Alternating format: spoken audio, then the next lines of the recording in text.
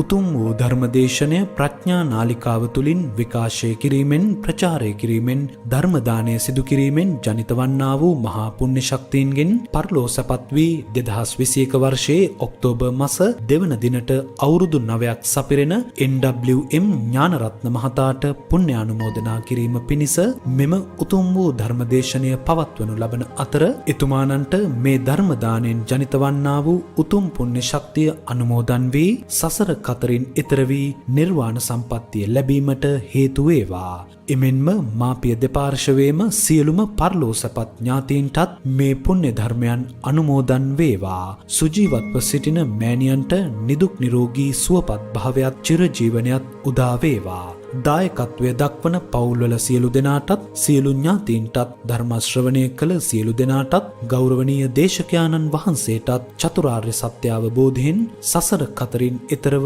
නිර්වාණ අවබෝධයට මඟ පෑදේවා කියා බලාපොරොත්තු වෙනවා. එසේම වේවා කියා ආශිර්වාද කරනවා.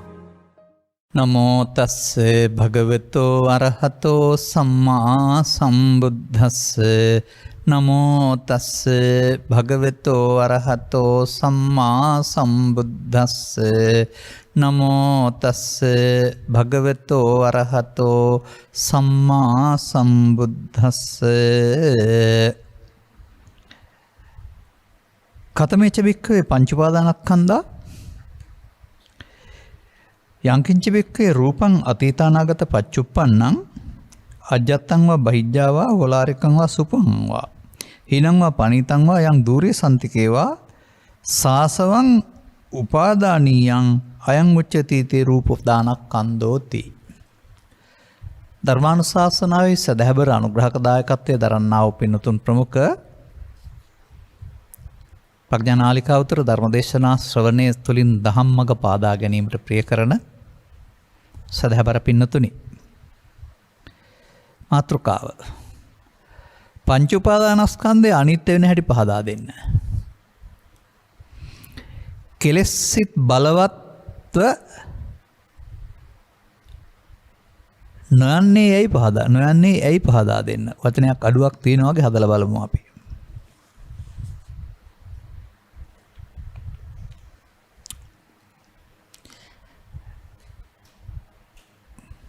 ධර්මදේශනාවන් මං හිතන්නේ 1950 ගණන් වල ඉඳලා තමයි ගුවන්විදුලියෙන් ධර්මදේශනා ආරම්භ වෙන්නේ. මටත් මතක 60 ගණන් වල 70 ගණන් වල එහි පොරෝගාමීව කටයුතු කළ දේශකයන් වහන්සේලා කීප දෙනෙක් ළමයෙක් තරුණයෙක් වශයෙන් බණ ඇසූ. වර්තමානයේ එදාට වඩා කොතරම් දියුණුද? තථාගතයන් වහන්සේගේ දේශනා ගමෙන් ගමට ගියාම කතා කළොත් විතරයි ඇහුනේ. ආයේ පටිගත වීමකුත් නැහැ. ඒ හින්දා පාඩම් කරන්න එහෙම හරියට මහන්සි වෙන්න වෙලා තිබුණා පරිස්සම් කරගන්න. සුරක්ෂිතව තියෙනවා දේශනා කියවල බලලා තියන්න පුළුවනි. රූපවාහිනී, ගුවන්විදුලි, රාජ්‍ය පෞද්ගලික, ඒ වගේම සමාජ මාධ්‍ය ඕනෑ විදිහට වර්තමානයේ පවතිනවා. තියෙන තරමටම අහන බවක් සහ අහන තරමටම රට තවම හැදුන බවක් මම දකින්නේ නැහැ.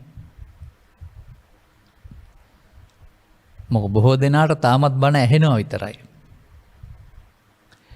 ඔය 7 දවස් පින්කම් 3 මාස පින්කම් වලදී මේ මියගේ ඥාතිවරයාට පින් දෙන්න මූලික කොටගෙන බණ කියනකොට අහන්න ඕන නෑනේ.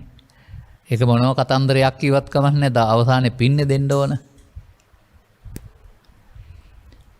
වර්තමානයේ ඉතින් මාධ්‍යවලටත් පින් දීමම අරමුණකට බණ කියවන අයත් ඉන්නවා. ඒත් කමක් නැහැ. ඒගොල්ලෝ පින් දෙන්න ඕනකම මොනිට කරගත්තා වයි බණහන් ධර්මය ඕන අයට ධර්මය අහන්න පුළුවන්. අපි පින්දීම දෙවෙනි තැනට දාලා නිවන් මඟ පැහැදිලි කරන ධර්ම දේශනා කරමුකෝ. එතකොට ඒගොල්ලෝගේ ඕනකමත් ඉටු වෙනවා. නිවන් මඟ හෙලි කරගන්න කැමති අයට ඒ කෝකෙන් හරි වැඩක් වෙනවා. ඒ අනුව මේ සමාජයේ පංච උපාදානස්කන්ධය කියන වචනේ ගැන කතා කිරීම හෝ උනන්දු වීම ගැන හරි මම සතුටු වෙනවා. මන්දයත් සසර ගමනේ දුක හේතුව දැනගන්න, නැති වූ තැන මාර්ගය දැනගන්න, එහෙම නැත්නම් ආර්ය ප්‍රතිපදාවකට ප්‍රවිෂ්ඨ වෙන්න, එහෙම නැත්නම් දුකක් නැතුව ජීවත් වෙන්න යමෙක් කැමති නම් අනිවාර්යයෙන්ම දැනගත යුතුමයි. හේතුව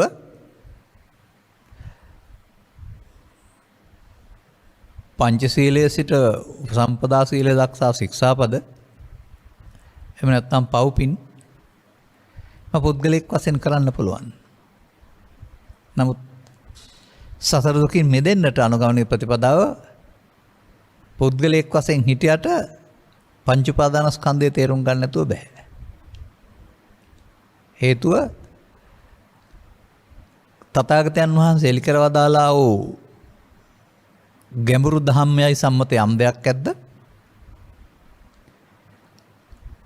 මේ සියල්ල පංච උපාදානස්කන්ධයෙන් එහා නොයා දකින්න ඕන. එතකොට ඒ දැකීම සිදුවීමක් නෙවෙයි, නොනින් දකින්න ඕන එකක්. ඉතින් අපි නිරන්තරයෙන් මේ ගැන කතා කිරීම තුළ දැන් සාමාන්‍යයෙන් කෙනෙක් කලාතුරකින් මට කිව්වොත් තමයි මම සරල බණක් පැහැදිලි කරන්නේ ඔවුන්ගේ ඉල්ලීම මත. නැත්නම් අවසානයේට දුකින් මිදෙන මග හෙළිවීම ඇරුණාම වෙනත් ධර්ම දේශනා කරන්න නෑ මට නම්.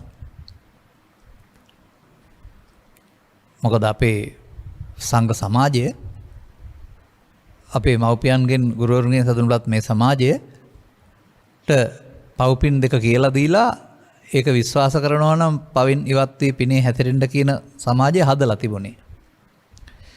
ඒක නැවත නැවත කියන්න ඕන. ඉතින් පොඩි දරුවන්ට තමයි කියන්න ඕන. ලොකු අය දන්නවනේ. දරුවන්ගේ ලෝකේ ගැන ගත්තාම මට පේන්නේ ලොකු අයටත් වඩා ධර්මයෙන් ඈතට යන්න තියෙන පහසුකම් වැඩි වගේ. පස්දොර පිනවීමේ කාරණා වැඩි වෙන්න ඒවැ සැප තියෙනවා කියලා දැනෙන්න බුදුවරු දේශනා කළ වදාලා විරාගික ධර්මය කෙනෙකුට රහ නැතුව යනවා, ඕන නැති වෙනවා.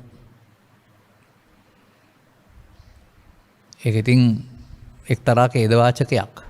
යමෙක් ලදරු වයසේම මේ ලබන මාධ්‍ය තුල ඒවෙන් දකින්නහන දේවල් වල සැප තියෙනවා කියලා දැක්කොත් ඔක ගිහින් එපා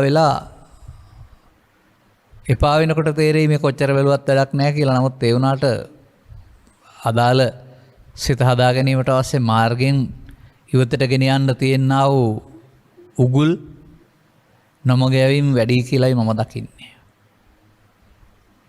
මේ සියලු බාධක මැද්දේ සාමාන්‍යයෙන් ගේමනටත් කියන්නේ දත් 32ක් තියෙනවා, මැද දිව තියෙන්නේ 32ටම හැපෙන්න ඉඩ තියෙනවා. නමුත් ඉතින් හැපෙන්නේ නැතුව පරිස්සම් වෙනවා වගේ 62ක් මිත්‍යා දෘෂ්ටි හරි 124ක් මිත්‍යා දෘෂ්ටි හරි ඔය ඔක්කොම මැද්දේ ආරි සත්‍ය හෙළි වෙමින් හොයනම නිසාට ඉහාත්ම වශයෙන්ම ලෝකෝත්තර සැනසීම හිමි කරලා දෙන මගත් තිබෙන්න ඕන, දේශනා වෙන්න ඕන, හෙළි වෙන්න ඕන, සුරක්ෂිත වෙන්නට ඕන. එනෝ මේ ඉල්ලීම ඉටු කිරීම සඳහා මම සංගතනිකාය කන්දක වර්ගයේහි කන්ද නම් වූ සූත්‍රයේ උදව් කරගන්න කල්පනා කරා පැහැදිලි කරන්න. මෙහි උගක් දේශනා අපි දේශනා කරලා තියෙනවා. නමුත් ඉතින් කෝක හරි වෙන අලුත් එකක් ගත්තාම හොඳයිනේ. එනෝ මේකේ අපි මේ අනුග්‍රහක බවතුන්ගේ ඉල්ලීම ඉටු කරන්න දෙවෙනි තැනට යන්න වෙනවා. අනිත්‍ය වෙන හැටි පෙන්වා දෙන්න ඉස්සෙල්ලා නිත්‍ය කරගෙන ඉන්න හැටි පෙන්වලා ඉන්න ඕනනේ. ඒක තුල අර කෙලෙස් සිත් බලවත් නිසා ඒ කෙලෙස් සිත් සංසිඳෙන්නේ නැත්තේ ඇයි කියලා මේ අහන නැත්තේ නොයන්නේ ඇයි කියන එකේ මොකක් හරි දෝෂයක් තියෙන්නේ. ඒකට උත්තරේ තියෙනවා ඒකේ. ඒ නිසා අපි ඒකත් පැහැදිලි කරමු. සවැත් නුවර බුදුරජාණන් වහන්සේ වැඩ වාසය කරද්දී තමයි මේ භික්ෂුන් වහන්සේලා අමතලා පංච ච භික්ඛවේ කන්දේ දේසිස්සාමි පංච උපාදානස්කන්ධේනච අන්න ලස්සන වදනයක් තියෙනවා. අනේ පංචස්කන්ධයයි පංච උපාදානස්කන්ධය දේශනා කරන්න යනවා. ඔන්න බුදු දේශනාවක් නේ මම මෙහෙලි කරන්න යන්නේ. ඉතින් බලා ගන්න මොකද්ද කියලා. මේ පංචස්කන්ධය සහ පංච උපාදානස්කන්ධය අතර වෙනස. කතමේ බික්කවේ පංචස්කන්ධා. මොකද්ද මේ පංචස්කන්ධය කියලා කියන්නේ? යංකින්ච බික්කේ රූපා අතිරූපං අතීතානාගත පච්චුප්පන්න අජ්ජත්වා බහිද්ධාවා ඕලාරිකං වා සුකුමං වා හිනං වා පනීතං වා දූරේ සම්තිකව අයං උච්චේති රූපක්ඛන්தோ. ඔන්න රූපේ විස්තර කරලා තියෙනවා. එයි මේ අතීත වර්තමාන අනාගත දුර ළඟ ඇතුළත බාහිර සියුම් ගොරෝසු කියලා 11කට බෙදලා තියෙනවා. ශරීරය නම් එහෙම බෙදන්න පුළුවන්ද? ශරීරය මේ ශරීරයනේ. අතීත තියෙනවද ආයේ? එළියේ කියනවා ශරීරය කියලා එකක්. අන්න එහෙමයි ඔය පංචස්කන්ධේ රූප කියන එක අපි ශරීරයෙන් සහ පඨවි ආපති වලින් බැහැර වෙලා දැන් මේ කතා කරන්නේ කොහෙන්ද? ඇසට හමු වෙන රූප, කනට හමු වෙන ශබ්ද රූප, නාසයට හම් වෙන ගන්ධ රූප. ගන්ධරවල් 6ට රූප 6ක් හම්බ වෙනවා. මේවා මොකද වෙන්නේ?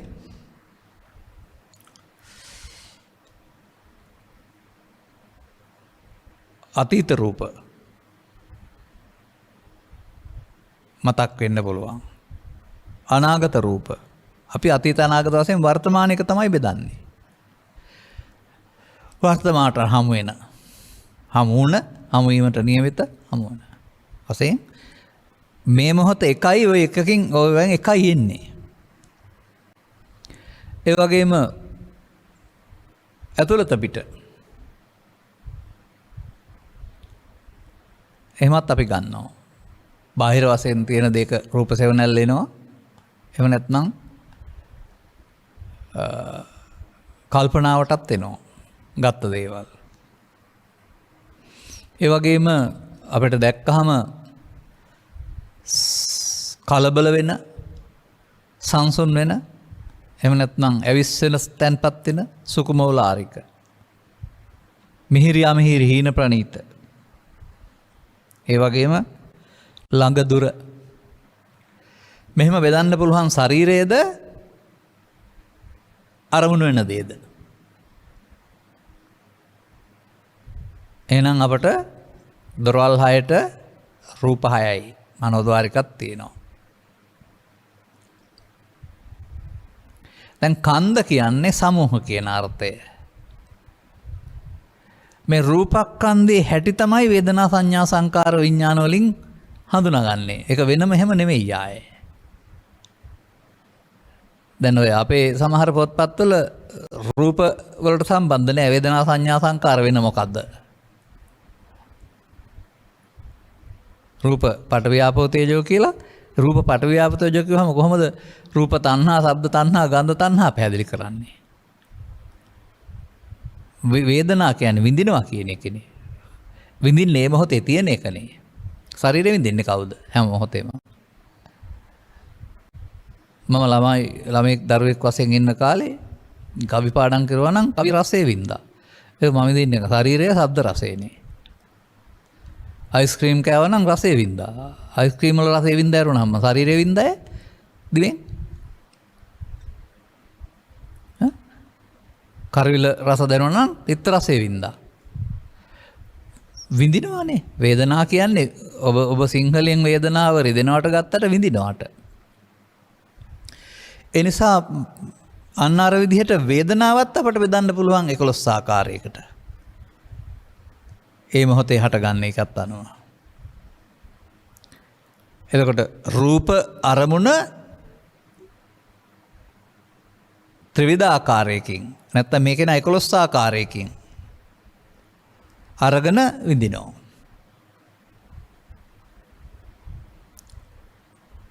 විඳින්නේ වෙන මොකක්වත් නෙමෙයි රූපේ විඳින්නේ. රූප රූපේ, ශබ්ද රූපේ, ගන්ධ රූපේ, රස රූපේ, පොට්ටබ්බ රූපේ විඳින්නේ. විඳින්න ගියාම රූප සංඥා, ශබ්ද සංඥා, ගන්ධ සංඥා, රස සංඥා වශයෙන් සංඥාවෙන් හඳුනන්නත් ඕන. විඳින ආකාරයට අනුව හඳුනන්න ඒකට චේතනාවක් ඇති වෙන්නත් ඕන. චේතනා ස්කන්ධය, සංකාර. දැන් රූපේ විඳිනවා, රූප වේදනා දෙක සංඥාවෙන් හඳුනනවා. රූප වේදනා සංඥා තුනට අනුව සංඛාරය, රූප වේදනා සංඥා සංකාර හතරෙන් මොන දේ දැන ගැනීම විඥානය. මේ වගේ කාර්යභාරය මේ.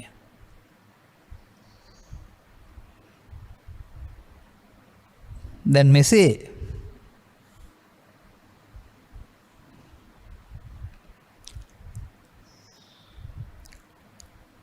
දොරවල් 6 නිසා අරමුණු හමුවන විට අරමුණක් හඳුනා ගැනීම සඳහා සිදු වෙන්නා වූ අධ්‍යාත්මික කාර්යව්‍ය, හිතේ සකාර්යව්‍ය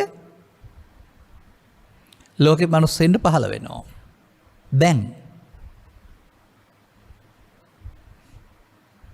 මේ පහළවීම මත තමයි කය පවතින්නේ. මේක පහළ වුණේ නැත්නම් කය පොළොවට පස් වෙනවා. කය සසම්බාරික කය නැත්නම් චාතු මහා භූතික කය. ඒක කය මේක රූප කාය, වේදනා කාය, සංඥාකාර, සංඥාක, විඥාන කාය. මේක කාය ස්කන්ධ සමූහ. දැන් මෙන්න මේ විදිහට ලෝකේ ජීවත් වෙන්නට මේ හැම කෙනෙකුටම ස්කන්ධ පහළ වෙන්න අවශ්‍යයි. දුර්ය සන්තික වශයෙන් ගැනීම එහෙම වරදකුත් නැහැ. අපි ගන්න ආකාර ටිකක් විතරයි මේ පෙන්ලා තිබෙන්නේ. දැන් මේකට ආගමක් තියනවද? ස්ත්‍රී පුරුෂ භාවයක් තියනවද? ගිහි පැවිදි භාවයක් තියනවද? නැහැ.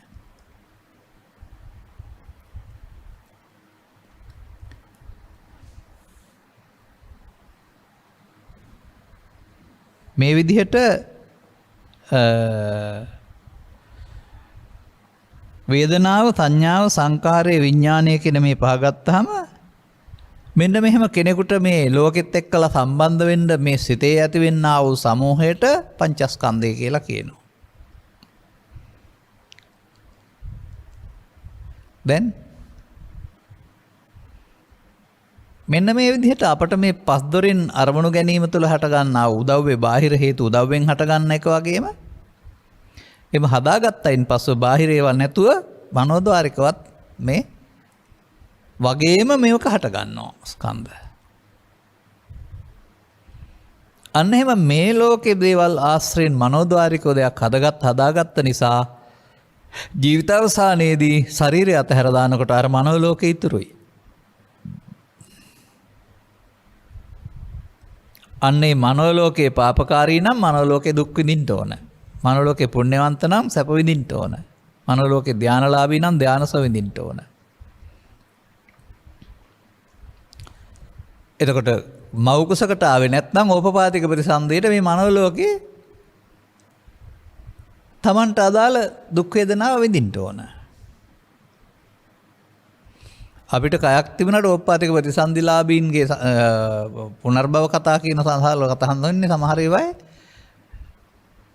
ඒ කයට මේ ඕනෑම සිදුරකින් රිංගලා යන්න පුළුවන් කියලා. කයක් තියෙන එක නෙමෙයි සිතුවිල්ලනේ අර පෙන්නන්නේ.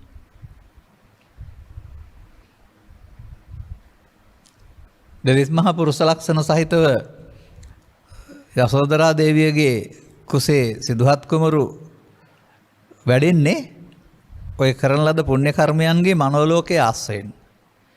ඒ නිසා දෙවිස් මහ පුරුෂ ලක්ෂණ බුදුරජාණන් වහන්සේගේ නෙමෙයි සංසාරේ කළා වූ පින්කම් වල පිහිටීම තමයි පිහිටියේ ශරීරය. බුදුන් වහන්සේගේ දෙවිස් මහ පුරුෂ ලක්ෂණ වෙන එකක්. ඔය අපි කතා කරන්නේ බෝධිසත්වයන් වහන්සේගේ දෙවිස් මහ පුරුෂ ලක්ෂණ. ඒ වගේම තමයි ඔබ මව කුසක තුළ සිටියේ ඔබේ දරුවෙක් මව කුස සිටියේදීත් ඒ දරුවගේ මූණේ හැඩේ හෝ ඇඟිලි වල හැඩේ හෝ යම් යම් ශරීරයේ තියෙන උපන් ලපෝ මේවා හේරමත් අතීතයක හේතු. සමහර විට වාහන අනතුරකටපත් වෙලා අතක් හරි කකුලක් හරි තදට බැඳලා වේදනාව විඳින්මින් ඉඳලා හතියක් කමාරක් මිය ගියා නම් මිය ගිහින් මව කුසට ආව නම් එතන උපන් ලපයක් හොයාගන්න ඇති. මොකද අර වේදනාව විඳලා මිය ගියේ වේදනාව ඊට පස්සේ මනෝලෝකෙත් තියෙනවා මිය ගියාට. ඒ වේදනාවට අනුව දැන් ශරීරයේ වේදනාව හිතට දැනුනොත් හිතට අනුව ශරීරය සකස් වෙනවා. එහෙනම් ඔබේ කයත් යම් ආකාරයක කය විච්ඡේද විද්‍යාවට අනුව නෙමෙයි අතීතයට අනුව ගත් කල කිසියම් අංග ලක්ෂණ විද්‍යාවක්. ඒ කියන්නේ කය වර්තමානයේ අතීත කර්මයක කුසල හෝ අකුසල කර්මයක විපාක විශේෂයෙන් පුණ්‍ය කර්මවල. දැන් පංචස්කන්ධ දුක්ඛ කියලා නෑනේ. පංචස්කන්ධයෙන් මිදෙන්න ඕන කියලාත් නෑ.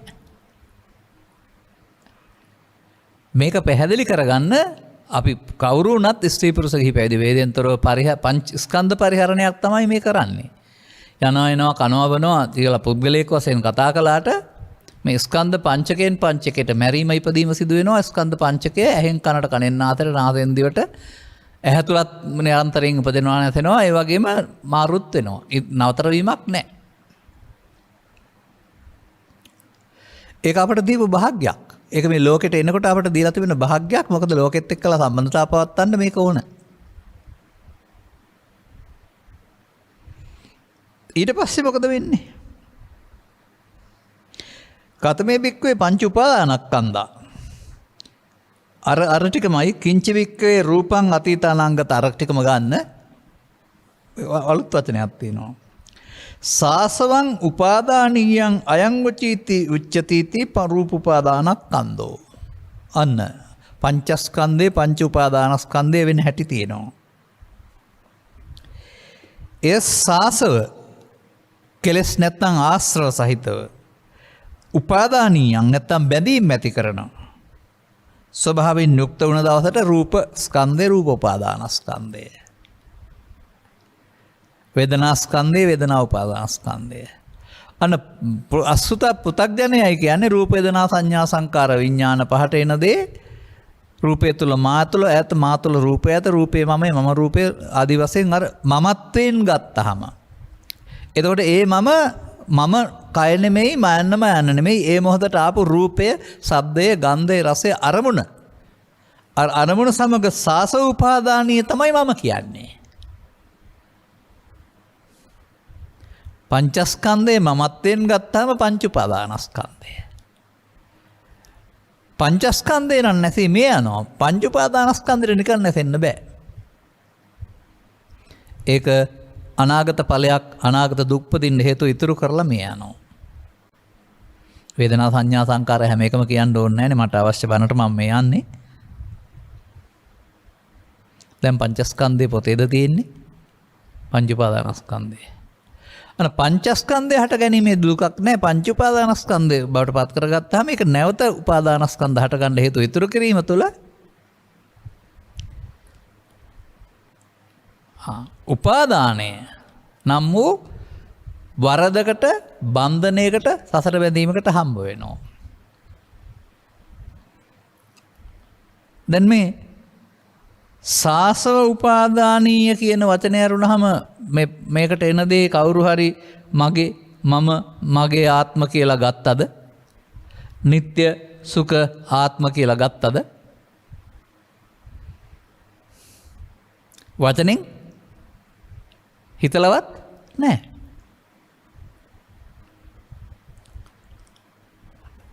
අර පංචස්කන්ධයේ ස්වභාවයෙන්ම මම නොවන මගේ නොවන මම ආත්ම නොබව ස්වභාවයෙන් යුක්තයි. මම නොවන මගේ නොවන මගේ ආත්ම නොවන දේවල් මගේ මගේ ආත්මකට ගැනීමට තමයි මේ සාසවං උපාදානීයන් කියලා කියන්නේ. ඒතං මම ඒතෝහමස්මින් ඒසෝ මේ අත්තා. පංචස්කන්ධයේ ස්වභාවයෙන්ම අනිත්‍ය දුක්ඛ අනාත්මයි. අර මගේ මගේ ආත්මකට ගන්නවට තමයි නිත්‍ය සුඛ ආත්ම කියලා කියන්නේ. වචනෙන් නෙවෙයිනේ එතකොට. දැන් පරිහරණය කරන්නේ පංචස්කන්ධේ නම් අනිත්‍ය නිත්‍ය සංඥනෝ දුක්ඛේච සුඛ සංඥනෝ අනිත් දුක්ඛ අනාත්ම අසුබ ස්කන්ධ පංචකේ නිත්‍ය සුඛ ආත්ම සුභ වශයෙන් අරගෙන සත්වයා ඉපදෙමින් සසර යනවා. සතර යන්නේ කොහෙන්ද? පවෙන්, පිනෙන්, ධානයෙන්. එහෙනම් ඒ පංචස්කන්ධයට එන දේ පව හෝ පින හෝ ධානය නිත්‍ය සුඛ ආත්ම කොට ගැනීම කියන්නේ මගේ ආත්ම කොට ගැනීම නේද? දැන් නිත්‍ය සුඛ ආත්ම කොට ගැනීමෙන් හෙවත් මම කොට ගැනීමෙන් උපාදානය වී අවසන් වේ කියන එක තමයි මඤ්ඤමානෝකෝ බික්ඛු බද්දෝ මාරස්ස කියන්නේ. සසර හැදී. මේ වරදට අපි බෞද්ධ හරි අන්‍යාගමික හරි කොහේ හිටියත් මේ පුද්ගලයෙක් වශයෙන් ජීවත් වෙනකොට මේ ස්කන්ධ පරිහරණයේදී රූපයට, ශබ්දයට, ගන්ධයට, රසයට, ස්පර්ශයට ඇලෙමින් ගැටෙමින් අටලෝ දහම සමග සම්බන්ධ වෙමින් ඇලෙමින් ගැටෙමින්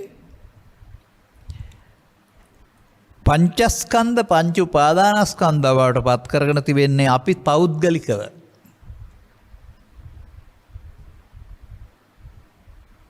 දැන් ඒ දර්ශනයට මොකක්ද පෙන්වන්නේ? ඒකට තමයි නිත්‍ය සුඛ ආත්ම වශයෙන් ගන්නවා කියලා කියන්නේ. එය බුදුන් වහන්සේ වදාන සත්‍යය සසර ඇවිදින්නේ අනිත්‍ය, නිත්දුක්ඛ, අනාත්ම, අසුභ දේවල් නිත්‍ය සුඛ ආත්ම වශයෙන් ගැනීමෙන් කියලා. නිත්‍ය සුඛ ආත්ම වශයෙන් ගත්ත කිසි කෙනෙක් නැහැ වචනෙන්. නමුත් ඇලීමට කියන නමක් ඒක කියලා තේරුම් ගන්න. දැන් ඇලීම තුළ තමයි මෙතෙන්ද ඇලීම තුළ තමයි එහෙනම් සත්වයාට අපායක්, දිව්‍ය ලෝකයක්, බ්‍රහ්ම ලෝකයක් නිර්මාණය වෙන්නේ මේ හේතුන්ගේ ඵලයේ වශයෙන්. එහෙම හිතන්න නුවණ දියුණු නැහැ. අපේ මේ මනුස්ස ලෝකෙ මිනිස්සු උපදිනා වගේම උඩ හරි පහළ හරි ලෝකෙකුත් තියෙනවා. අපි හැමෝටම මෙහෙ යන්න පුළුවන් කියලා තමයි අපි හිතන් ඉන්නේ.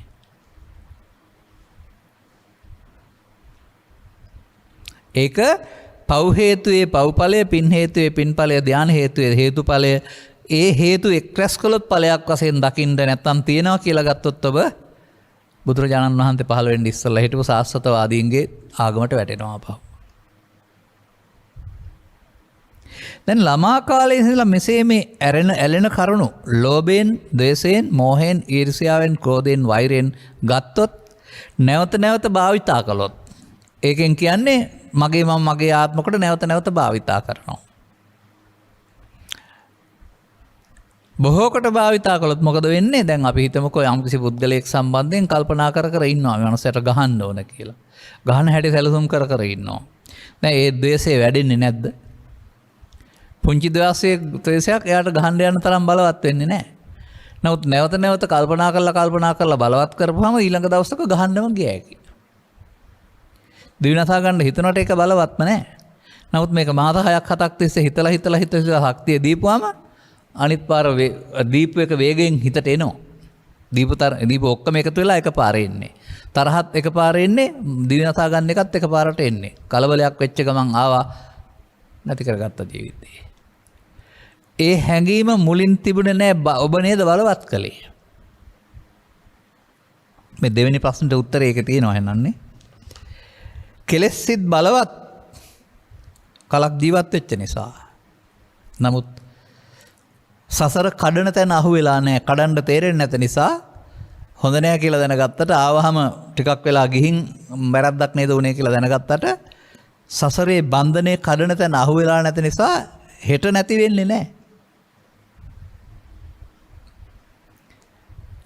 වැරද්ද තේරුම් ගැනීම, සෝවාන් වීම, සකෘදාගාමී, අනාගාමී දක්වාම ඒක බලවත්කම තුනී කරගෙන යන්න ඕනේ. ඒකනේ කාමරාග ව්‍යාපාද තුනී කිරීමක්, විනාශ කිරීමක් තියෙන්නේ. එතෙක් එහි පීඩණය නැත්තම් ආතතිය ටික හරි විඳින්නත් ඕන.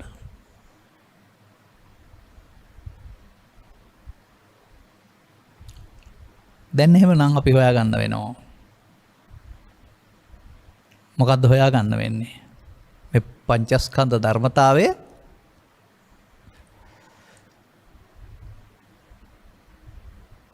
අපි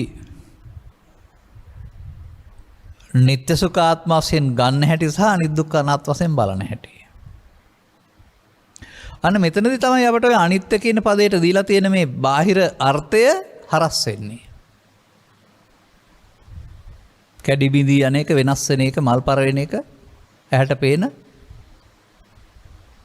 අනියත බව, ලෝකේ පවතින අනියත බව බුදුරජාණන් වහන්සේ වදාළ අනිත්‍ය කියලා ඉගෙනගෙන තියෙනවා. පොතේ නම් නැහැ. බුදුරජාණන් වහන්සේගේ ධර්මයේ ස්කන්ධ පංචකේ නුවණින් දකින අනිත්‍යයක් කරන වෙන මොකවත් පෙන්නලා නැහැ. ඒකට අපි ඉගෙනගෙන තියෙන වෙන එකක්. ඒ නිසා ඒ වෙනස් වෙන සුළු බව මේකට බලන්න හදනවා. එතරනේ මේ ප්‍රශ්නේ වෙලා තිබෙන්නේ.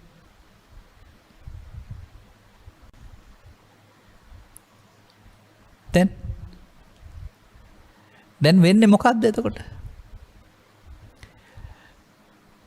යම් කිසි බාහිර කාරණයක් ඔබේ ඇස කන නාසය දිව කයරට හමු වුණාම ලෝභ මොහ දේශ මොහ වශයෙන් ගැනීමේදී අර ඇලෙනවනේ. ඇලෙනව නැත්තම් ගැටෙනවා. ඒ ඇලෙනවට ගැටෙනවට තමයි මමත්වයෙන් ගන්නවා කියලා කියන්නේ.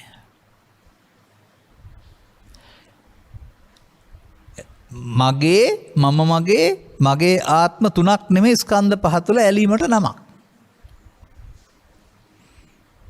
දැන් ඒකට වුණ සිද්ධිය මොකද්ද? සාසවං උපාදාන. කෙලෙස් සහිත වුණා, ආශ්‍රව සහිත වුණා. බැඳෙන්න හේතු වෙන ආකාරය පංචස්කන්ධය බැඳෙන්නේ නැහැ. ඒක හටගෙන නැතෙනවා. පංච උපාදානස්කන්ධය බැඳිලා නැතෙනවා. දුකට හේතු ඉතුරු කරලා නැතෙනවා. පංචස්කන්ධය දුක් ගෙනත් දෙන්නේ නැහැ. පංච උපාදානස්කන්ධයක් හදාගත්තොත් ඒකේ තියපු හේතුව හෙට ඇවිදින් ඔබට දුක් ගෙනත් දෙනවා. ඇයි මේක මගේ මම මගේ ආත්ම කියලා ගත්තද? නිත්‍ය සුඛයි ආත්මයි කියලා ගත්තද? වචනින් නෑ. අනික තේරුම් ගන්න ඕන අපි. නමුත් ඒ ඇලීමට මුලාවට ගැටීමට මුලාවට බැඳෙන්න හේතු වෙන ආකාරයට නමක් තමයි මේ මඤ්ඤමානය. සංස්කාර නිත්සුකාත්ම වශයෙන් ගැනීම කියන පදෙන් කියවෙන්නේ. එතකොට අපිට තේරුම් ගන්න ඕන ඒ සංස්කාර කියන්නේ බාහිර වස්තු නෙමෙයි. අර රූප වේදනා සංඥා සංකාර කියන සංකාර ස්කන්ධයට එන පංචස්කන්ධයනේ පාවිච්චි කරන්නේ පංච උපාදානස්කන්ධේ පවටත් පිනටත් ධානයටත්. පංච උපාදානස්කන්ධේ පවපත්තට හැරෙව්වහම සංඛාර අපුඤ්ඤාභි. පංච උපාදානස්කන්ධේ පින පැත්තට හැරෙව්වහම සංඛාර පුඤ්ඤාභි. පංච උපාදානස්කන්ධ ධාන පැත්තට හැරෙවම සංඛාර අනිජ්ජාභි.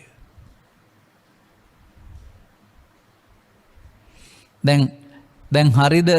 අනිත්‍යේ නිත්‍ය සංඤ්ඤනෝ දුක්ඛේ සුඛ සංඤ්ඤනෝ අනාත්තානි අත්තාති අසුභේ සුභ සංඤ්ඤනෝ. මෙහෙම නිත්‍ය සුභ සුඛ සංඥාවෙන් ගැනීමෙන් නිසා කියලා අරන්නේ. සතර ගමනට හේතු ඉතුරු වීම තුළ ජාති මරණ ගාමිනෝ සත්‍යා ගත්තන්ති සත්තා ගච්ඡanti සංසාරෝ. එහි බලවත්කම හිතට ආවෙලාවට සතියක් එතෙන්ද නැහැ. ඔබ මෙහෙවනු ලබන්නේ මමත්වෙන් ගැනීමේ බලවේගය. දැන් ඒ මම කයත් නෙමේ මාන්නත් නෙමේ අර බලවත්කම. ලීසියෙන් අරින්න හොඳ නැහැ. ගහපම් බැනපම් මරපම් පලිගනින් ආවේශීලී. ඒ හැඟීම එතෙන්ට එන උත්සන්න වෙන එකට තමයි මේ මම කොට ගන්නවා කියලා කියන්නේ. එතකොට මම කොට ගැනීම එක්වරක් නෙවෙයි 10000 වතාවක් නැවත භාවිතා කිරීම තුළින් තමයි බලවත් වෙලා තිබෙන්නේ. දැන් එතකොට එහෙමනම් අපි කරලා තියෙන්නේ මොකද්ද බලන්න. පංචස්කන්ධය අපට දීලා තියෙනවා ජීවිතේ පාවිච්චි කරන්න, ශරීරේ පාවිච්චි කරන්න. බුදුබණ ඇහෙන්න ඉස්සෙල්ලා පංචස්කන්ධේ පංච උපාදානස්කන්ධයක් බවට අපි පත් කරන් තියෙනවා. දැන් අපට නිත්‍ය සුඛාත්ම වෙලා.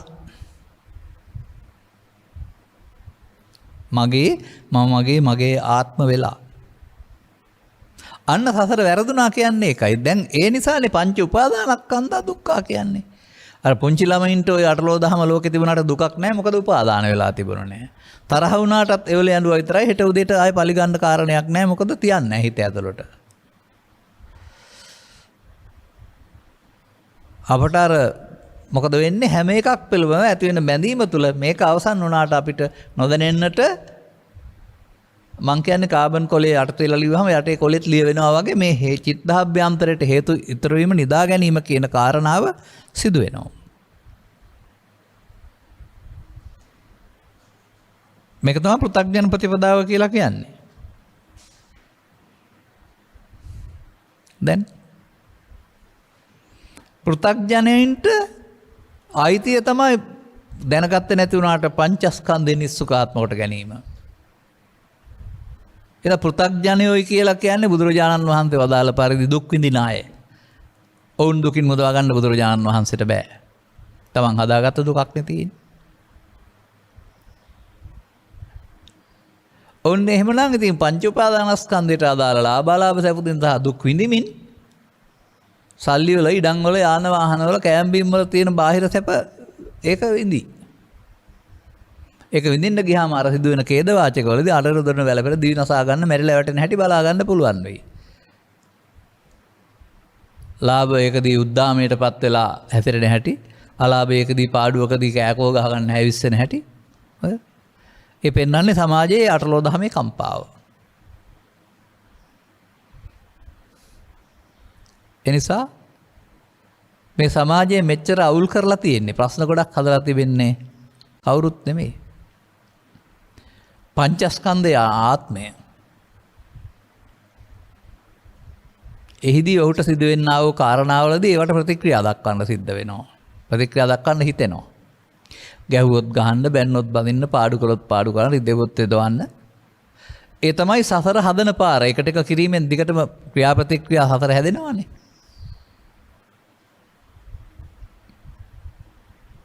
දැන් මොකක්ද අපිට කරන්න තියෙන්නේ? සීලවතා කෝපනායස්මා කතමේ ධම්මා යෝනිසෝ මනසිකාතබ්බාති.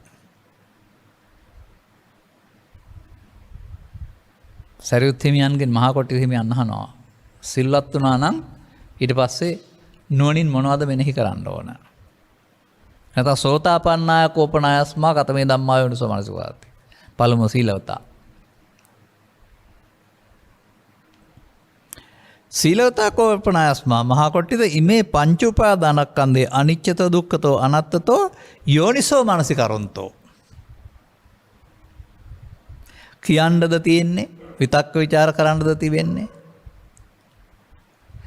ඒ අරමුණේ ඇලීමට නමක් නම් නිත්‍ය සුඛ ආත්ම, නොඇලීමට නමක් නේද අනිත් දුක්ඛ අනාත්ම කියන්නේ. ඇලෙන එකේ ඇලෙන්න යමක් තියෙනවා. ඒ නිසා ඇලුනා. මගේ මම මගේ මගේ නොවේ නම් මමගේ කොට ගන්න නැති බව දුක්ඛ. ඒකේ අල්ලා ගන්න දෙයක් නැති බව දුක්ඛ. දුක නෙමෙයි. එහෙනම් නැත්නම් අනාත්ම කියන්නේ නෑ.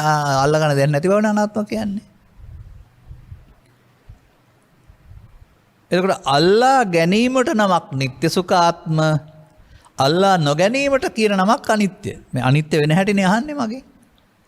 හටගෙන නැති වෙනවට නෙමෙයි අනිත්‍ය කියන්නේ. සමහර අය කියන්නේ පංචස්කන්ධය හටගත්තාම නැතිනවා ඒක අනිත්‍යයි කියලා. මොකද්ද මේ නුවණින් බලන්න කියලා තියෙන්නේ? පඤ්ඤාය පස්සති. අනිත්‍ය වෙනවා කියලා නෙමෙයි තියෙන්නේ අනිත්‍ය නුවණින් දකින්න.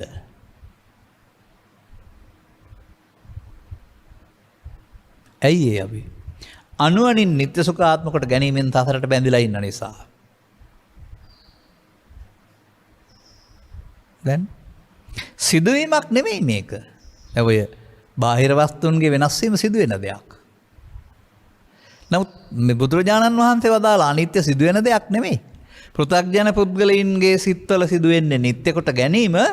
ආර්ය පුද්ගලයා වීරියෙන් සතිමත් වෙලා නිත්‍ය කොට නොගැනීම. අල්ලා ගැනීමට නිත්සුකාත්ම නම් අල්ලා නොගැනීමෙන් හේතු ඉතුරු නොවී අවසන් වීමට තමයි අනිත් දුක්ඛ අනාත්ම කියන්නේ. අල්ලා නොගැනීමෙන් හේතු ඉතුරු නොවී අවසන් වන ස්කන්ධ පංචකයේ උපාදාන නොවී අවසන් වෙන එක අනිත් දුක්ඛ අනාත්ම. උපාදාන වී අවසන් වෙන එක නිත්‍ය සුඛාත්ම. එතකොට ඔබට අතීතේ හරි අනාගතේ හරි ජීවත් වෙන්න පුළුවන්ද? නෑ වර්තමාන මොහොතේ ජීවත් වෙන්න වෙන්නේ. වර්තමාන මොහොතෙත් ඇසේ කනේ නාසයේ දිවේ කය සිතේ නාරමුණත් එක්කලා. ඔය පච්චුප්පන්නංච යෝදම්මන් තත්ත තත්ත විපස්සති කියලා ගෙනලත් තියෙන වචනයක්. ඇහෙන් කනෙන් නාසයෙන් දිවෙන් කයෙන් අදාළ ප්‍රත්‍ය නිසා ඔබේ හිත ඇතුළත වෙලා යමක් උපදීද. මතක තියාගන්න යෝදම්මන් කියන එකේ තියෙන බාහිර ලෝකේ තියෙන එකක් නෙමෙයි. ඇයි මේ අහලා තියෙන ප්‍රශ්නයක් මේ කෙලෙස්සිට බලවත් ආන්නේ කෙලෙස්සිට බලවත් මට යකා එනවා මරාර මැරෙන්න හිතෙනවා කියලා කියන්නේ. ඒ තමයි බාහිර හේතු නිසා ඔබ හදාගත්ත දේ උපදිනවා. ප්‍රත්‍යෙන් උපදිනවා. හේතු ප්‍රත්‍යෙන් උපදිනවා. දැන් අපි මෙහෙම පොඩ්ඩක් බලමු මේක. ඔබ කවදාවත් මේ ගැන බැලුවේ නැහැ. ඔබ කවදාවත් සති කියන වචනේ පාවිච්චි කරන්න හිතුවේ නැහැ. එන බුදුරජාණන් වහන්සේ පෘථග්ජනයින්ට ප්‍රායෝගික ප්‍රතිපදාවක් උගන්වනවා සති. මේක මගට එන්න අවශ්‍ය අයන්න උගන්වනවා. මව්කුසෙන් බිහි වූ තැන් පටන් මැරෙන කල්ම දිවා රාත්‍රී දෙකේ ඔබ කරපු දෙයක් නෙමෙයි ස්වභාවයෙන්ම හුස්ම ඇතුළු වුණා පිට වුණා. දැන් අදාරනවා දැනගෙන ඇතුල් වෙන්න ආරින්න. දැනගෙන පිට වෙන්න ආරින්න. එතකොට සති කියන්නේ ඇතුල් වෙනවට පිටවට නෙමෙයි දැනගන්නවට. ඇතුල් වෙනකොට දැනෙනවා පිට වෙනකොට දැනෙනවා. අන්න දැනෙන්නේ සිහියට. කවදාවත් කරලා නැතුවම බලන්න කොච්චර අමාරුද කියලා. ඒ නිසා ටිකක් හුරු කරන්න කියනවා. ඒකයි මම කියන සතිපට්ඨානෙ වඩනවා කියලා කියන හුස්ම ඉහළ පහළ ගන්නවට නෙමෙයි කියලා කියන්නේ. මොනවා හරි ක්‍රියාවකට සිහිය දැනීම එකතු කරනවා. දැන් විනාඩි 5ක් 6ක් එහෙම දැනෙන එකතු වෙන්න පුළුවන් නම් ඔන්න ඔබේ සිහිය ඇවිදින්නේ නැහැ දැන්. දැනීම එතන තියෙනවා. දැන් ඕනනම් නැගිටලා ඇවිදින ගමන් ඉරියව් දැනෙනවද බලන්න. මේ ඇදලීම පිට උනායි කියලා මොකක්වත් බණක් තේරෙන්නේ හරි ඇවිද්දා කියලා කෙලෙස් නැතෙන්නේ හරි නෑ. ඒ හුරු කිරීමක් විතරයි. දැන් සාමාන්‍යයෙන් පෙර පුහුණු තරඟ තියෙනවානේ ඒවා ජයග්‍රහණය දිනුවාට ගණන් ගන්න නෑනේ. ඒ වගේ පෙර පුහුණු තරඟ වගේ මේක මේ හුරු කිරීමක් විතරයි. ඔකෙන් කියන්නේ නෑ මේ ධර්මයේ තේරුම් ගත්ත පුද්ගලයාට ඕවා හුරු කරගෙන ඉන්න ඕනේ කියලා. නමුත් හුරුුනේ නැත්නම් හුරු කරන එකක් විතරයි. දැන් ඔය දැනීම ඔය ඔස්සේ ගේන්න ඕන වර්තමාන ස්කන්ධ පංචකයට.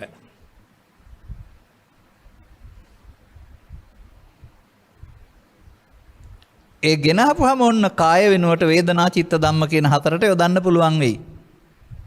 එකක් නෙමෙයි ධම්ම කියන්නේ පහක් අයක් ත්‍රිලක්ෂණ ඇරුණාම තේරම අර සතිය කියන්නේ අර දැනීමනේ. දැන් එහෙනම් ඔබට මොනවද දැනෙන්න ඕන වර්තමානයේ? ඉස්සර කේන්තිනවා දැනුන්නේ ආවා ගහගත්ත බැනගත්ත කපා ඒක වැරදි කියලා තේරුම් ගන්න දැනුමක් තිබුණේ නැහැ. ඒකෙන් අනිත් කෙනාට හානි වෙනවා, පව් සිද්ධ වෙනවා, මරාණ මැරෙන්න සිද්ධ වෙලා අපාය ඒව මොකුත් දැනුමක් තියෙන්නේ නැහැ. දැන් මේ ඇතුළත සැඟවී ඉන්නා වූ සර්පයා පෙනේ පුප්පගෙන එළියට එන හැටි. උපන්න කුසල් තමන් තියපුවා මතුවෙන හැටි. එතකොට මෙන්න මේ බාහිර ඇහැට කනට නාසයට ගැටෙනකොට මේවැ උදව්වෙන් ඔබට ස්පර්ශ වෙන්නේ ඔබ හදාගත්ත දේ. මේ මත ඉඳලා තමයි ඔබ මම දැන් කටයුතු කරන්නේ. ඔබ විඳින්නේ බාහිර තියෙන එකක් නෙමෙයි පස්සපච්චා වේදනා ඔබේ අර හිතේ තියෙන එක. ඒ වේදනාවට ඇලුම් ගැටෙන ආකාරයෙන් ගැටෙන්නේ. එතකොට ආයෙත් අර කියන විදිහට සාසව උපාදානීය කරගත්තාම හිතර වුණා. අතීතයෙන් ගත්තා වර්තමානයේ වින්දා අනාගතයට තියලා යොත් කරා ඔබට සසර කඩන තැන හම්බ වුණේ නැහැ. ඔබ සසර බැඳෙන පාරේ යන්නේ. ආයකයි බුදුරජාණන් වහන්සේ වදාරන්නේ අනිත්‍ය දුක්ඛ අනාත්ම අසුබ දේවල් නිත්සුකාත්ම සංඥාවෙන් අරගෙන අතීතයෙන් අරන් වර්තමානයේ අනාගතයට තබා සත්‍යය සසර හදාන යනවා. සසර නිමාව මෙතන තියෙන නිමා කරගන්න තේරෙන්නේ.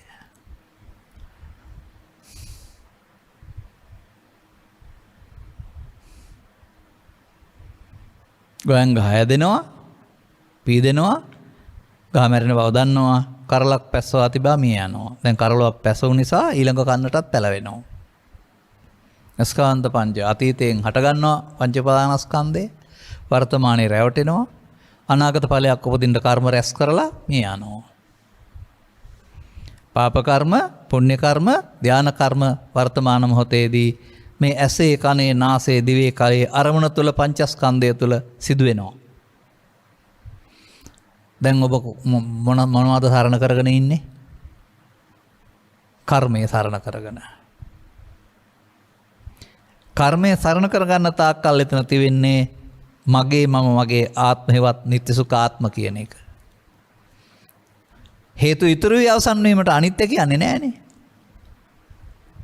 ඒ නිත්‍ය සුඛ ආත්ම කියන එක.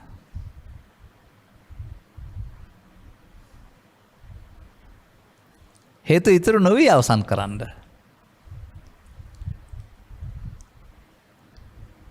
මහත් වෙහෙසක්, මහත් ඕනෑකමක්, සසරින් ගැලවීමේ ඕනකමක්, සසර නිමා කිරීමේ ඕනකමක්, මේ ඊර්ෂ්‍යාවේ ක්‍රෝධයේ වෛරයේ ඇලී ගැලී සිටීම තුළ නිදහසක් හම්බෙන්නේ නැති බවක්, කොතනින් කෙලවර වෙනවද කියන්න බැරි කමක් තේරෙනවා නම්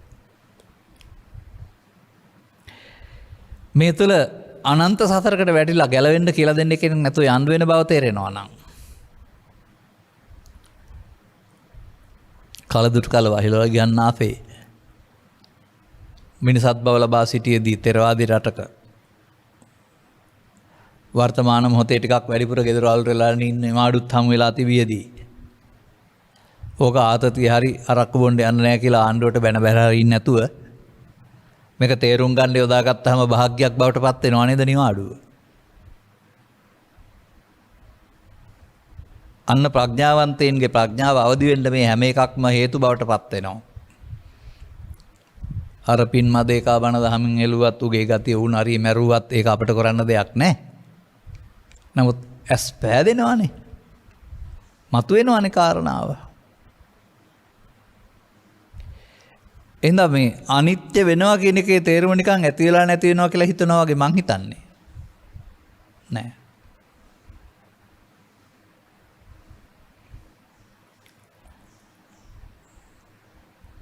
උපාදා පරිත්තස්සනංචෝ භික්ඛවේ දේසිස්සාමි අනුපාදා පරිත්තස්සනංච. තැවුලගෙනත් දෙන්නේ උපාදානය කර ගැනීමෙන්. උපාදානය කරගන්න නැත්නම් තැවුල නෑ. දැන් උපාදානය කර ගැනීමට නේද නිත්සුකාත්ම කියන්නේ. උපාදානය කර නොගැනීමට නමක් නේද අනිත් දුක්ඛානාත්ම කියන්නේ. පංච උපාදානස්කන්ධය අනාගත ඵලයක් උපදින්න හේතු ඉතුරු නොකර අවසන් කිරීමට නමක් අනිත් දුක්ඛානාත්ම වශයෙන් නුවණින් යෝනිසෝ මානසිකාරතෝ නුවණින් බලන්න ඕන දෙයක්. මඤ්ඤමානයට නේද නිත්සුකාත්ම කියලා කියන්නේ. මමකට නොගැනීමට නේද අනිත් දුක්ඛානාත්ම කියලා කියන්නේ. ඒක වචනෙන් කරන වැඩක් නෙමෙයි. එතකොට නේද වචනේ පාවිච්චි කරාට වචනෙන් යොදන්න බෑ මේක. අන්න එහෙම කරන්න අපි අර ආනාපාන සතිය නැමැති හෝඩිපටෙන් පටන් ගත්තා වූ සෙට්ස් දැනීම මේ මොහොතේ සිදුවෙන දේ දැනගන්න මෙතෙන්ද ගේන්න ඕන. අකුසලයෙන් වෙන්වීමේ චෛසිකයක් වන කුසල චෛසිකයක් වන සති නැමැති චෛසිකය. එයා මෙතෙන්ද ඇවිදින් කඩනවා. අතීතය කඩනවා. ඒක අතීතයට එකතු නොවී ඉන්න කඩන්න උදව් කරනවා. අතීතයේ අනාගතයට හේතුවක් වශයෙන් පාදක නොනේ අත්‍යවරමක් වුණේ නැත්නම් අතීතය හටගෙන මිය යන්න ඕන. එතකොට බලවත් වෙන්නේ බලවත්කම අඩු වෙන්න පටන් ගන්නවා. මේක ආපු ගමන් මම හොඳ වැඩක් කරන්නේ ගහ ගන්න බැන ගන්න කපා ගන්න කොටා ගන්න යන්න ඕන කියලා කියනවනම් බලවත් වෙලා එහෙනම් ඉවත් වෙන්නේ නැහැ තවදුරටත් බලවත් වෙනවා. මගේ උදාහරණ වල තියෙනවා සියදිනසා ගැනීම. මොහොතකින් කරන්නේ නැහැ. කලකිරිලා හිතේ ඇතුලේ ඕක තියාගෙන ඉඳලා ඊට පස්සේ කියලා ඊට පස්සේ සැලසුම් කරලා මාස ගානක් තිස්සේ අනිත් ඇහෙන්න කියනවා ඕක. ඒ කියන්නේ තණ්හා උපාදාන භව කර ගැනීමෙන් මේ නිමිත්ත බලවත් කරනවා. ඒක තාම ක්‍රියාත්මක කරන්න තරම් බලවත් නැහැ. නැවත නැවත බලවත් ශක්තිය දෙනවා ඒකට. දීලා වන්න මහා විශාල ප්‍රශ්නයකදී එකපාරට ඇතුලින් එනවා. එතකොට සිහිය නැහැ. මේක තමයි ලොකුම දේ. ඔබේ මායව ඔබ හදාගත්තා නේද?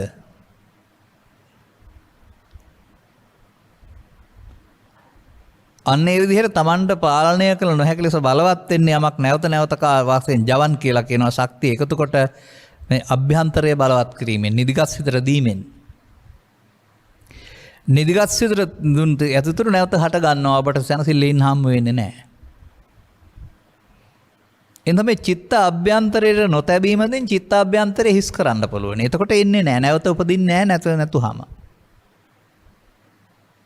සසරේ කලේ නැවත උපදින්නට හේතුව තබමින් සතර ගමන ආපු එක. දැන් ආරවත නික්කමත යොන්ජිත බුදු ශාසනයේ තිබෙන්නේ සතර ගමන මේ මොහොතේ නිව කරන්න පුළුවනි. උපාදානයේ වී අවසන් වීම සතර ගමනේ පැවැත්මයි උපාදානයේ නොවි අවසන් වීම මේ මොහොතේ සතර ගමනේ නිමාව ආරම්භ වීමයි. පෘථග්ජන පුද්ගලයා හැමවිටම පංචස්කන්ධේ පංච උපාදානස්කන්ධයක් බවට පත් කරමින් සතර හදනවා. ආර්ය පුද්ගලයා පංචස්පාදානස්කන්ධේ උපදිනකොට අනාගත ඵලයක් උපදින්න හේතු ඉතුරු නොකර අවසන් කිරීමෙන් සතර නිමා කරන්න පටන් ගන්නවා. ඒ නිසා මේක අනිත්‍යයි මේක දුක්ඛයි මේක අනාත්මයි කෙස් අනිත්‍යයි දුකයි අනාත්මයි ඔය වචනෙන් කිය යන්න එපා. කෙස්ලොම් නියදත් නෙමෙයිනේ පංචස්කන්ධය කියන්නේ. පස්දරට හම්බ වෙන අරමුණ කරතුල තිබෙනා වික්ලේශේෂණය.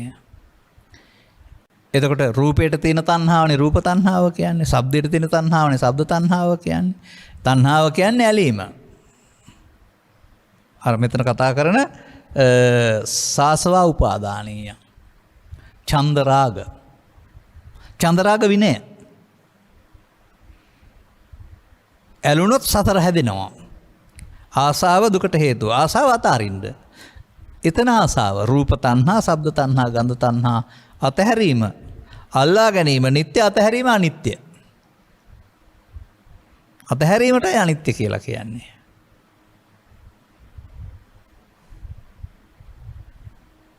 ඉතින් මේක තියෙන තැනක් තියෙනවා. මම කීපතාවක් මේක කියලා තිබෙනවා. නමුත් ඔබ සවන් දීලා නැත්නම් හෝ දැන ගැනීම වෙනස මම එක කියන්න කැමතියි. මේ සංයුතනිකය කන්දක වර්ගයේ තියෙනවා වක්කලි කියන සූත්‍රය. පළවෙනි වතාවට මට පෙනෙන්නේ බුදුන් වහන්සේ වක්කලිට තමයි මේ අනිත්‍ය ඉගැන්වුවේ. මේ සූත්‍ර අතර ඊට ඉස්සලා දේශනා කළ අනත ලක්ෂණ සූත්‍රය වුණත් මේ පැහැදිලිව තියෙන තැන. අපි මේ කතා කරපු එකට වෙනවා එතකොට.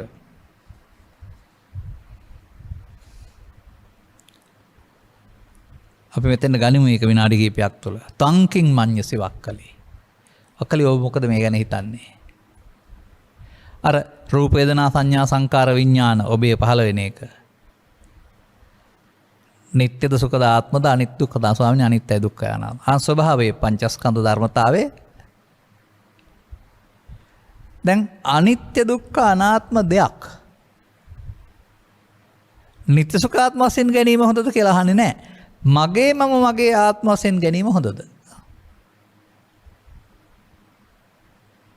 නැත ස්වාමීනි. ඉතින් අපි කරලා තියෙන්නේ ඒකනේ.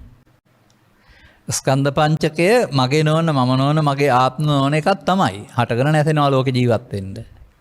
ඇයි අල්ලා ගැනීමෙන් මගේ මම මගේ ආත්ම කරගත්තේ?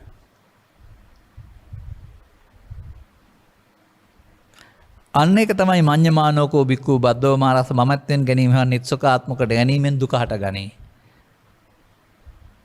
අනිත්‍ය නිසා දුකයි නෙමෙයි නිත්‍ය සුඛ ආත්මකට ගැනීමෙන් දුක හටගනී. අනිත් දුක අනාත්ම වශයෙන් බැලීමෙන් දුකින් මිදේ. දැන් සීල සූත්‍රයේ සෝවාන් පුද්ගලයා එතනින් එහා පැත්තට මේ අර තබපු හේතු එනකොට ඉමේ පංච උපාදානස්කන්ධේ මමකට මගේකට ගහ ගන්න බැන ගන්න කපා ගන්න යන්න නැතු මෙතන කඩනවා සිහිය පාවිච්චි කරලා. උපන්න කුසල් දුර වෙන්න ආරිනවා නූපන්න කුසල් නූපදින්න මේකට සම්බන්ධය කඩන්න පුළුවන්. සසර කඩන මධ්‍යස්ථානයේ වර්තමාන ස්කන්ධ පංචකය. සසරට බැඳෙන මධ්‍යස්ථානයේ වර්තමාන ස්කන්ධ පංචකය පෘථග්ජනයට. අන්න එහෙම මේ ස්වර්ණමය අවස්ථාවක් මේ සසර හදන්න නැතුව අවසන් කරන්න තථාගතයන් වහන්සේ මැදුම් පිළිවෙත කියලා පෙන්වලා තියෙනවා. ස්වර්ණමය අවස්ථාවක්. අපි තේරුම් අරගෙන වීරයෙන් උත්සාහයෙන් සතිය තෙන්න යොදලා උපන්න කුසල් ඇවිදින් දුර වෙන්න අරින්න ඕන. ඒවා අනාගතය හදන පදනම් බවට පත් කරලා ඒ මත තීරණ අරගෙන එතකොට අපි මෙතන වර්තමාන මොහොත අතහැරියා පිළිගත්තේ නැහැ. මේ නිමෙන්න තිබෙන මොහොත ගිනිපත් වෙන මොහොත බවට පත් කරගන්නවා.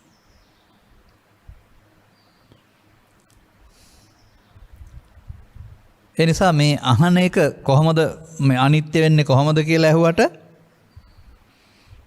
අර මල් පර වෙනා වගේ එකක් නෙවෙයි ඒක. මේක ඉතින් මේ පොතේ දහම් පෙළවල් ගොඩක තියෙනවා. ඒක ඔබ තේරුම් ගන්න උත්සාහ ස්කන්ධ පහ තුළ මේ සිද්ධිය වෙන හැටි සහ ගැලවෙන හැටි තියෙනවා. පොතේ නෙමෙයි තියෙන්නේ ජීවිතය තුළ නෙවෙයි තියෙන්නේ ඇස තුළ කන තුළ නාසය තුළ උපදින මේ අරමුණ තුළ.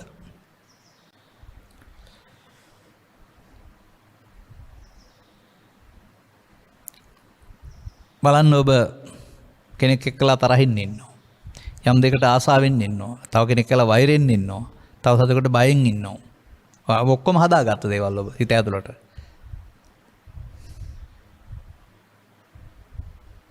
නැත්නම් කරුවලට බයෙන් ඉන්නවා. ඕනෑ එකක් බාහිරින් හේතු ගැටෙනවා. ඇහැට නම් රූප, කනට නම් ශබ්ද, නාසයට ගන්ධ, ප්‍රසාදයට ගෝචර රූප වැටෙනවා අර බාහිර තියෙන රූප උදව් වෙන්න. මේ හේ ප්‍රත්‍ය.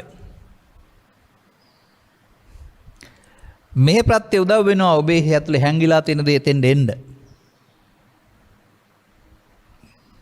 මේ තුන අන්න පස්සපච්චා වේදනා කියලා කියන්නේ අර අතීතයේ විඳින එක.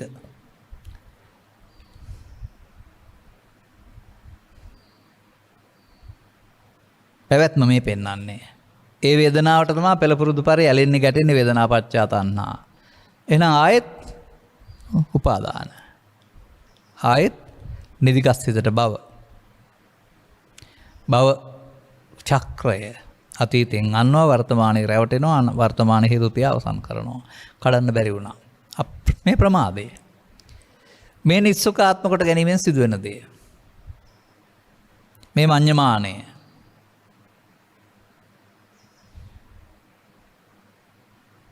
දැන් මෙන්න මේ වැඩේ නොකරන්න වර්තමාන ස්කන්ධ පංචකය යොදා ගැනීම තමයි විදසුන් වැඩිම. එතකොට ඒකත් වඩනවනේ. අර භාවනා කියන්නේ ඕන එකක් වඩනවා. නැවත නැවත මේ පංච උපාදානස්කන්ධය අනිච්චත දුක්ඛත අනාත්තත යෝනිසෝ මනසිකාරන්තෝ වක්කලීට වදාළේ මොකද්ද? තස්මාතිහ වක්කලී. සබ්බං රූපං නේතං මම නේතෝ හමස්මින් මේසෝ වත්තාති සම්මප්පඤ්ඤාය දට්ඨබ්බං. තව තැනක කියනවා ස්කන්ධ පංචක අනිත් දුක්ඛ අනාත්ම වශයෙන් බලන්න කියලා. මෙතන කියනවා ස්කන්ධ පංචකයේ මගේ නොවන මේ දෙකම එකක් නෙවෙයිද? ඇයි ඒක කල්පනා කරලා තේරුම් ගන්නේ නැත්තේ? තේරුම් ගන්න ඕන මෙච්චරයි. මගේ ආත්ම කියන එක තමයි නිත්‍ය සුඛ ආත්ම කියලා කියන්නේ. මගේ නොවන මම නොවන මගේ ආත්ම නොවන වචනේ තමයි අනිදුක්ඛ අනාත්ම වශයෙන් බලනවායි කියන්නේ.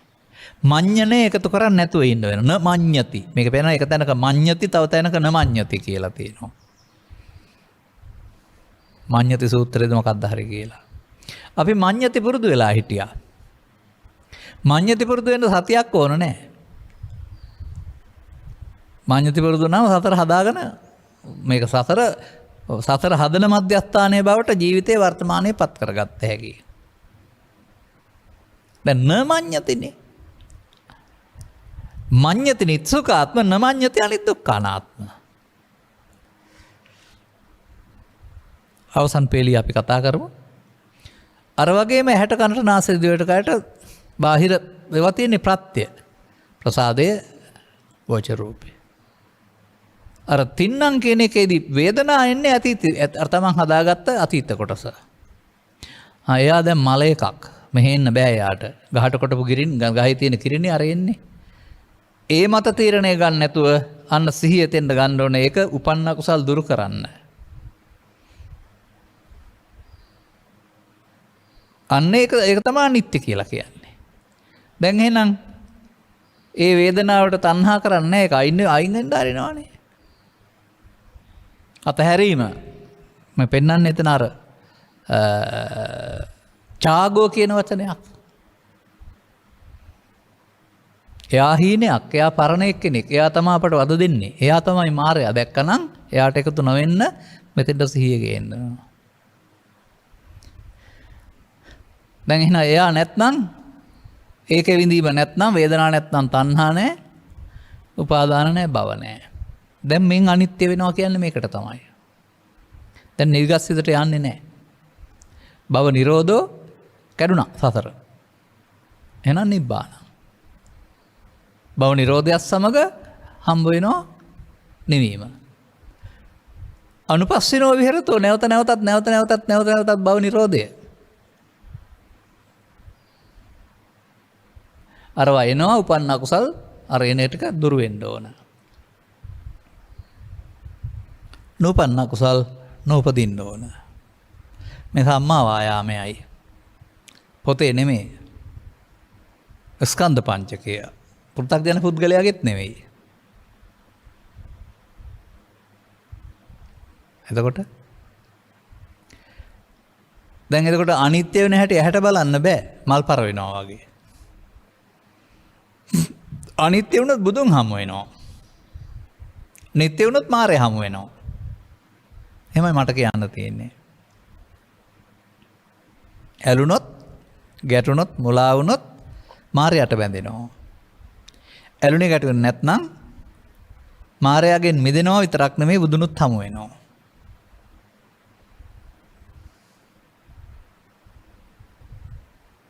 අනුපස්සිනෝ විහෙරතෝ නැවත නැවතත් අර හුඟක් හදාගෙන තියෙනවානේ පුංචි කාලේ ඉඳලා. ඔක එනකොට දැනෙනවා. ඒකේ බරපතලකම කොච්චරද කියලා. බරපතලකම කුඩා කරගෙන ගිහින් ගැටෙනකොට එන්නේ නැති දවසට තේරෙවි අතීතයෙන් එන්න නෑ කියලා. අතීතේ හිස්සුණයි කියලා. අතීතේ හිස් කරන්නට වර්තමානයේ නොතිවීමෙන් අර ඇවිදින් ඉවර වෙනවා, නොතැබීමෙන් ඉවර වෙනවා. මේ සිතේ තියෙන කුණු ටික හිස් කරන එක නෙමෙයි සිත පිරිසුදු කිරීම කියලා කියන්නේ. ඒ ටික නේද මේ වද දෙන්නේ අපිට. ඒ ටික හිස් ගන්න වර්තමානයේ යොදා ගන්න වෙනවා. එතකොට වඩන්නේ ආනාපාන සතිය හරි විපස්සනායන් හරි මෛත්‍රී භාවනා හරි නෙමෙයි. නිරෝධය වඩනවා. නැවතත් නිරෝධය. නිකන් නිරෝධය නෙමෙයි, නිර්වශේෂ නිරෝධය. සතරේ කරමින් හිටිය අවශේෂ නිරෝධය හේවත් පැවැත්මට හේතු එකතු කරමින් බලවත් කරන එක දැන් හේතු ඉතුරුන කර අවසන් කිරීම. අවශේෂ නිරෝධය නිත්සුකාත්ම, නිර්වශේෂ නිරෝධයටයි අනිදුක්ඛ අනාත්ම කියලා කියන්නේ. වෙන හැටි නෙමෙයි. බලන හැටි නෙමෙයි. නුවණින් බලන හැටි අත් දෙකෙන් නෙමෙයි. දැන් බාහිර ලෝකෙත් ඉඳලා කරන මේක සිදුවෙන දෙයක් නේ. මේ බුදුහාමුදුරුවෝ අදාලා අනිත් සිදුවෙන දෙයක් නෙමෙයි. පෘථග්ජන පුද්ගලයා බලන්න ඕන දෙයක් නෝනින්. එතකොට ස්කන්ධ පංචකය අනිදුක්ඛම වශයෙන් බලන එක බුදුන් වෙත යන පාර කියලා පෙන්වලා තියෙන්නේ. බුදුන් දකින්න නම් මෙහෙම බලන්න කියලා පෙන්වලා තියෙන්නේ. ස්කන්ධ පංචකය අනිදුක්ඛ අනාත්මයේ මාර්ගයයි. එතකොට හම්බ වෙන්නේ අවසානයේ බුදුන්. ධර්මයේ ධර්ම යෝධම්මන් පස්සේ සෝමන් පස්සතිනේ. අර ධර්මයට යන පාර තමයි ස්කන්ධ පංචක අනිදුක්ඛ අනාත්ම වශයෙන් බැලීම. ස්කන්ධ පංචක නිස්සකාත්ම වශයෙන් ගැනීම ධර්මයට යන පාර නෙමෙයි. කර්මය ඔස්සේ, පවට පිනට ධානය ඔස්සේ අපායට, දිව්‍ය ලෝකෙට, බ්‍රහ්ම ලෝකෙට යන පාර.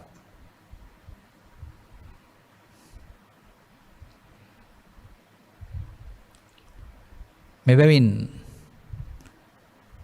මේ දේශනා පෙළවල් සවන්දී මනාකොට අධ්‍යයනය කොට මේ සියුම් ක්‍රියාවලිය මොහොතකින් සිත හතිමත් වී මේ හොරා අල්ලගෙන හොරාට රජ වෙන්න දෙන්නේ නැතුව හිත ඇතුලේ මරා දාන්න අදපොන ක්‍රියාවලිය මේ මරා දැමීමට කෙලෙස් නැසීම කියලා කියන්නේ. කරන්නා වූ පුද්ගලයෙක් බවට පත්වීම තුළින් අර ක්ලේශයන්ගෙන් වැසී ඇති ඔබ තුළ පැවතින සැනසීම හමු වෙන විට. එය මේ අරමුණක් තලු මරණවට වඩා තලු මරලා සසරට බැඳෙනවට වඩා කොතරම්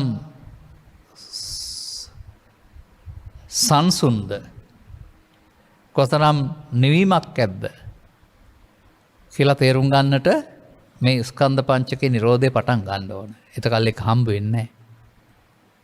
දැන් මේකේ සැනසීම හමු වෙච්ච පුද්ගලයා මීට උඩින් එන වලාකුළු වලට කැමති නැහැ. ඒවා ඊට පස්සේ දුරු කරන්නමයි කැමති වෙන්නේ. ඒ ආර්ය පුද්ගලයාගේ සම්මා වායාමයට කැමතියි. අනිත් කට්ටියට ඒ වායාමය ඕන නැහැ.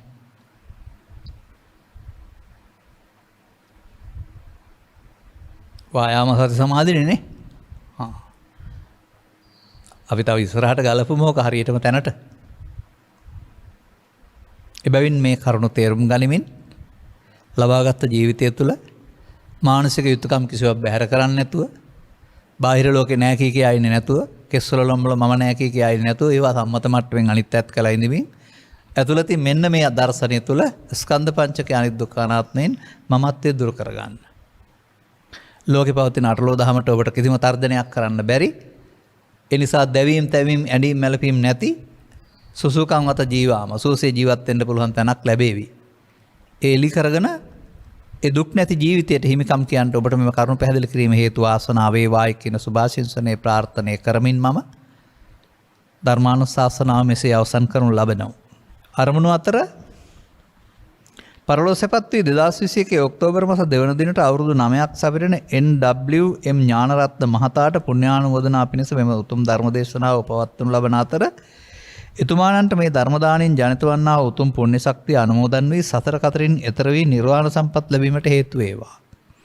පුණ්‍ය ශක්තිය අනුමෝදන් වීම ලබාගත් ජීවිතයේ දුකින් මිදීමට හේතු වෙනවා. ඒ කර්ම ශක්තිය ගෙවලා මතු මිනිසත් බවක් ලබාගෙන ත්‍රිලක්ෂණයේ තේරුම් අරගෙන අනුගාමී ප්‍රතිපදාවක් තුළින් තමයි දුක් නිවන් හම්බ වෙන්නේ කියන එක තව ටිකක් කල් අනුගමනය කරලා තේරුම් ගන්න. එමෙන්ම මාපිය දෙපාර්ශ්වයේ සියලුම පරලෝසෙපත් ඥාතීන් ගෞරවයෙන් සිහිපත් කළ යුතු අතර අවශ්‍ය කෙනෙක් නැත්තම් පින් අනුමෝදන් වේවා. සුජීවත් සිටින මෑණියන්ට නිදුක් නිරෝගී සුවපත් භාවය සහ චිරජීවනයත් උදා වේවා. දායකත්වයේ දක්වන පවුල්වල සියලු දෙනාටත් සියලු ඥාතීන්ටත් ධර්ම ශ්‍රවණය කළ සියලු දෙනාටත් ගෞරවනීය දේශකයන් වහන්සේටත් චතුස්සත්‍ය අවබෝධයෙන් සතර කතරින් ඊතරව නිර්වාණ අවබෝධයට මඟ පෑදේවා. චතුස්සත්‍ය අවබෝධයෙන් දුකින් මිදීමට මඟ පෑදේවා. මොකද මේ මෙතන පෙන්වන්නේ සබ්බ දුක්ඛා පමුංචති කියලානේ. දුක්ඛ නිරෝධේ ඥානං. සියලු දුක් කෙලවර කරන්නේය. මේක දුක් කෙලවර කිරීමක්. දුක් නම් ඒවෙන් මිදෙන්න ඕනනේ ඔබට. දුක් කෙලවර කරලා බලන්න මොනවද හම්බ වෙන්නේ කියලා. ඉපදීම ලෙඩවීම මහලවීම දුකයි, මරණයෙන් එහා පැත්තේ නිවනක් තියෙනවා කියන සංකල්පේ ඉන්න එපා. මැරිලා නිවන් ලබන්නේ නැහැ කවුරුත්. නිවන් ලබනහම මැරෙන්න කෙනෙක් නැහැ කියන එක තේරුම් ගත්තාම හරියනවා. අනුග්‍රහක බාතුන් වශයෙන් කටයුතු කළ ඔබටත් ධර්ම අවබෝධය පිණිස සහ අනුගමනීය ප්‍රතිපදාවක් තුළ නිවන සැනසෙන මං පෙත් විවර කරගන්න හේතු වේවායි කියලා ප්‍රාර්ථනා කරගන්න. සබ්බහිතයෝ වජ්ජන්තු සබ්බ රෝගෝ විනස්සතු මාතේ බවත් අන්තරායෝ සුඛී දීඝායුකෝ භව හැම දිනාටම තෙරුවන් සරණයි. රාගක්ඛයෝ නිබ්බානං